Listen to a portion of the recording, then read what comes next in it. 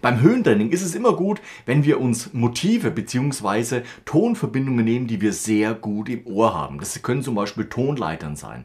Es können aber natürlich auch Dreiklänge sein und darum geht es heute. Also in Dreiklängen arbeiten für dein Höhentraining.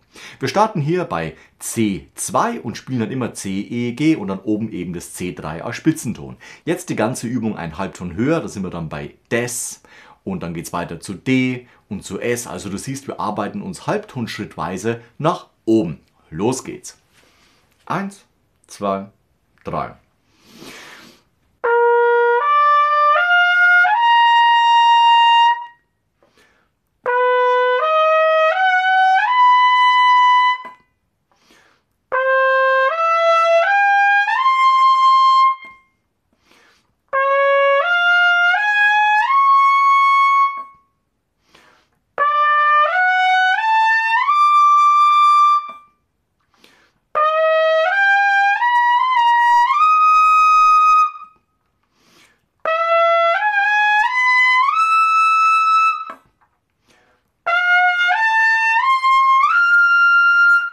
Und so weiter und so fort. Also da ist natürlich noch nicht Ende Gelände, sondern du kannst hier auch natürlich noch jederzeit weiter trainieren. Wieso ist dieses Dreiklangspielen so gut für dein Höhentraining?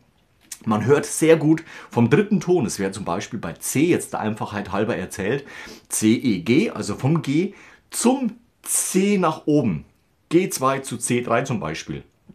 Es ist so eine typische Schlusswendung, ne? Diese nach oben gerichtete Quarte, nennt man auch im Tonsatz zum Beispiel so eine Bassklausel, die hat man einfach sehr gut im Ohr. Wieso? Sie löst sich auf zum Grundton. Man hätte hier zum Beispiel die Tonverbindung Dominante zur Tonika. Das ist einfach super im Ohr von uns und deswegen kann man das besonders gut eben für unser Höhentraining benutzen. Also immer suchen nach Melodien, nach Tonverbindungen, die man unglaublich gut im Ohr hat und dann natürlich auch gerne transponieren, damit man eben weiter nach oben gehen kann. Da kannst du auch jede x-beliebige Melodie nehmen und dann spielst du einen Halbton höher, einen Halbton höher, Halbton höher und dann übt man auch gleich noch Transponieren neben eben der Höhe. Ich wünsche dir mit dieser Übung viel Erfolg. Schreib in die Kommentare, wie du deine Höhe trainierst bzw. wie es bei dir funktioniert. Ansonsten sehen wir uns nächste Woche zu einem neuen Video rund ums Trompete spielen. Bis dahin, ciao, euer Nico.